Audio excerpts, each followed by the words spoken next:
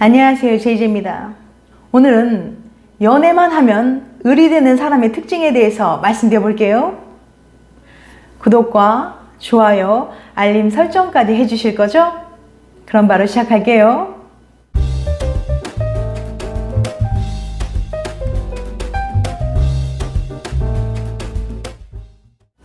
사랑하는 사람에게 애정을 전하기 위해서 혹은 자신의 평판을 관리하기 위해서 등 다양한 이유로 우리는 타인을 기쁘게 하기에 노력할 때가 많습니다. 하지만 이 행동이 지나쳐서 필요 이상으로 자신의 감정을 희생하거나 손해를 입으면서까지 타인의 기분을 우선순위에 두는 게 습관이 되어버리면 결국 스스로를 다치게 만들 겁니다. 늘 남을 우선순위에 두는 건 위험해요.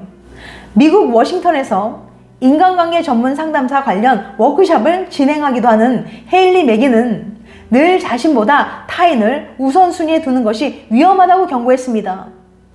이런 사람들은 이미 상호 주고받기가 아닌 일방적인 관계에 놓여 있을 가능성이 큽니다.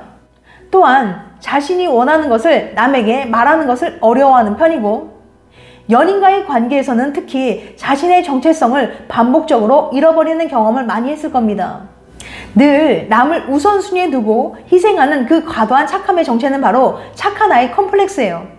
하지만 착한 아이 컴플렉스라는 포장지를 벗기면 유기불안 혹은 애정 결핍이라는 이름의 감정이 드러납니다. 너무나도 무서운 그 감정들을 감추기 위해서 그들에겐 착한 아이 같은 행동이 필요했던 거죠. 애착을 가진 상대에게 버림받진 않을까 조마조마한 마음을 심리학에서는 유기불안이라고 합니다. 어린아이들이 유치원에 갈 때 부모와 잠시라도 떨어지기 싫어서 엉엉 울고 보채는 것도 다 유기불안 때문인데요. 성인이 되어 연애하면서도 애인에게 질투를 느끼거나 더 많은 사랑을 갈구하는 것 역시 이런 유기불안에서 비롯된 심리라는 거죠. 이런 심리 정도가 심해지면 당연히 문제가 됩니다. 관계의 균형이 깨지는 연애는 상대를 지치게 하고 자신을 괴롭게 만들어요.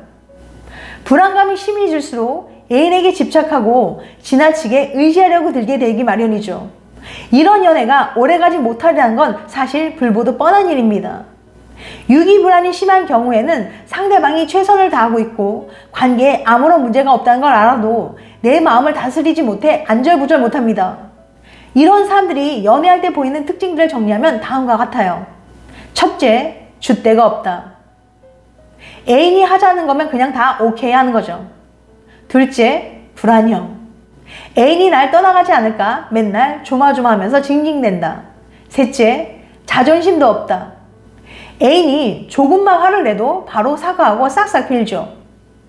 넷째, 헤어지면 페인 모드. 이별하면 나라를 잃은 것처럼 울고불고 식음을 전폐합니다. 그럼 왜 그들은 이렇게 되었을까요? 타인을 기쁘게 하는 것이 자신이 사랑받는 방법이라고 착각하는 사람들은 다양한 이유에서 비롯되었는데 몇 가지로 정리해 드릴게요. 부모에게 제대로 사랑받지 못한 자녀들이 이러한 행동을 학습해왔을 가능성이 큽니다. 그들은 부모에게 자신 자체로 사랑받지 못하고 부모의 기분을 신경 쓰며 그들의 긍정적인 반응을 갈구하며 자랐고, 이는 인간관계에도 그대로 적용되었을 겁니다. 결국 늘 타인이 원하는 행동을 하고 그들의 이야기를 들어주기만 하는 존재가 됩니다. 두 번째, 사회적 억압. 성소수자, 장애인 등 사회적 억압에 노출되기 쉬운 사람들은 어려운 상황을 피하고 싶어 타인에게 맞춰주는 성격이 될 가능성이 있습니다. 혹은 경제적으로 불안정한 위치에 있어서 늘 자신의 위치에 대해 위협받는 사람들 역시 위험을 피하기 위해서 사회생활에 필요 이상으로 집착하며 타인을 더 우선시하는 경향이 생길 수 있어요. 세 번째, 트라우마. 아픈 이별처럼 힘들었던 과거의 경험을 피하기 위해서 트라우마에 대한 반응으로 계속 다른 사람을 기쁘게 하거나 칭찬을 받으며 상처를 받기를 피하려고 할 수도 있습니다. 그럼 어떻게 하면 이런 악순환에서 벗어날 수 있을까요? 그러기 위해서는 다음과 같은 노력을 해야 합니다. 첫째, 자신의 욕구를 파악하기. 만약 내가 원하는 것이 가능하고 사회적으로도 환영받는 세상이 존재한다면 하고 싶은 것들을 일기장에 모두 적어보면 자신의 욕구를 파악할 수 있습니다. 둘째, 심호흡하기. 사람들과 함께 앞으로의 계획을 세울 일이 있다면 바로 대답하지 말고 생각해 보겠습니다 라고 말하고 스스로가 원하는 것을 돌아볼 시간을 벌어야 합니다. 이때 천천히 심호흡을 하며 어떻게 몸에 공기가 들어오고 나가는지를 느끼면 좋습니다. 지면에 닿아 있는 발의 압력을 느껴보고 발끝, 손끝, 두피 등 몸의 가장 바깥쪽까지 자신의 에너지를 방출한다고 상상하며 자신의 몸 전체를 느껴보면서 스스로의 몸에 집중합니다. 이 방법 후에 진정 자신이 원하는 것을 떠올려 보면 정말 중요한 것이 무엇인지 알아낼 수 있습니다. 셋째, 경계 설정하기. 특히 연애 초기에 가진 돈이 없는데도 무리해서 돈을 쓰거나 잠이 부족한데도 상대를 만나는 시간을 내는 등 자기 희생적인 행동을 많이 합니다. 하지만 연애 초기에 이런 것들이 계속되면 그것이 당연한 것이 되어서 벗어나기 어렵게 됩니다. 지나친 자기 희생이 이루어지지 않도록 스스로에게 중요한 것들을 중심적으로 우선순위 리스트를 만들어 보는 것을 추천합니다. 충분한 수면을 취해야 한다거나 예산 범위 내로 소비를 하는 등 자신의 건강한 삶을 위해 절대 양보할 수 없는 것들을 적고 지키려고 노력해야 합니다. 넷째, 자존감 높이기. 항상 의뢰 연애를 하는 이들에게 사람들은 마치 이것 하나만 해결되면 모든 연애 문제가 사라질 것처럼 단순하게 조언해줍니다. 그거 다 자존감이 낮아서 그래. 너 어서 자존감을 높여야겠다. 그런데 말입니다. 모든 연애 문제의 근원이 낮은 자존감이란 진단 정말 맞는 말일까요? 물론 아주 틀린 말은 아니에요.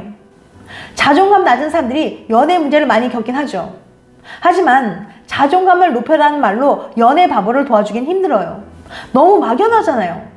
이건 마치 아파서 찾아간 병원에서 건강이 안 좋으니 건강을 회복하세요 까지만 얘기해 준 것과 똑같아요.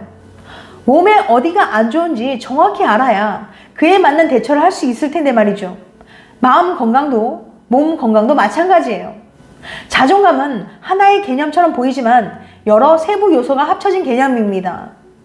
세부 요소마다 연애에 미치는 영향이 각각 다르고요.